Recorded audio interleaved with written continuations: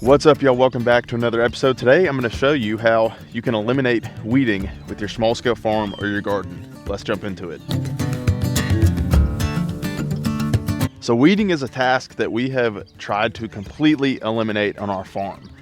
I don't know about you, but a lot of people, when they first start gardening or they first start growing food, they realize the difficulty of battling the weeds with trying to grow crops. But the way we've eliminated that on our farm, because we absolutely hate doing it, is we grow everything in landscape fabric.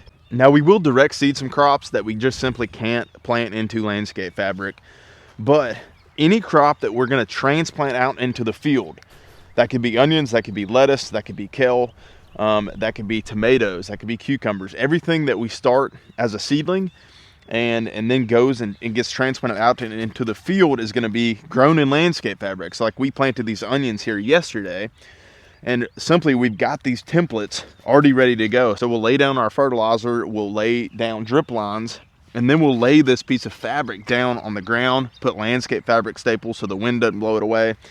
And basically we'll never have to weed this bed. So when you're farming at a small scale, if you can eliminate weeding, that's a massive task on a farm. Not only is it a large task, but it can be really discouraging when you're battling weeds in your fields. So down here, we've got some other crops planted. We have a bed of lettuce here. And again, I'll never have to weed this bed of lettuce because we planted it in the fabric. But for example, here, there's some crops that you're gonna direct seed. Like this is a bed of arugula. So we will have to battle the weeds a little bit, which is okay, it's just the nature of it. Here's a bed of radishes. We'll have to battle the weeds a little bit, which we're already doing because I had a cover crop planted here, but that's another conversation. These beds are carrots that we just planted. So we plant our carrots very densely so we don't have to battle the weeds, because if I plant the carrots densely, then they're gonna outcompete the weeds. So everything that we do here on our farm, we're trying to eliminate tasks that aren't gonna produce an income for us, and one of those is weeding. Now, the other thing for us to note here before you say, well, oh man, I don't wanna grow in plastic, okay? This is a pretty thick landscape fabric, and the holes are burnt into the fabric.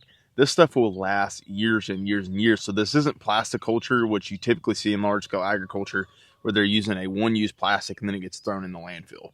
So I just want to say that, but I want to talk about a couple of the benefits outside of just weeding or eliminating weeds that this fabric has. And this is a little bit of speculation, but I think the main thing with this fabric that you're getting is you're going to retain moisture, but what you're also getting is this is actually going to help warm the soil in the springtime, which is going to help your plants grow a little bit faster because it's warming that root zone or the rhizosphere. Okay, secondarily, in the summertime, the opposite effect actually takes place. Because when you look at barren soil, like in July, for example, it's going to be getting baked by the sun. It's going to be getting dried out. When that soil is really hot and dry, the soil biology cannot live in that type of soil. So it's going to leave, it's going to go down to escape some of that. This is a little bit of speculation, but this fabric in the summer is shading the soil. It's holding in moisture, and the soil biology is going to stay at the surface of the soil right underneath the fabric, which is going to benefit the plants because we know that the soil bacteria and biology have a crucial role in the plant being able to uptake nutrients or trade nutrients with the bacteria, which that, you could go on for days talking about that.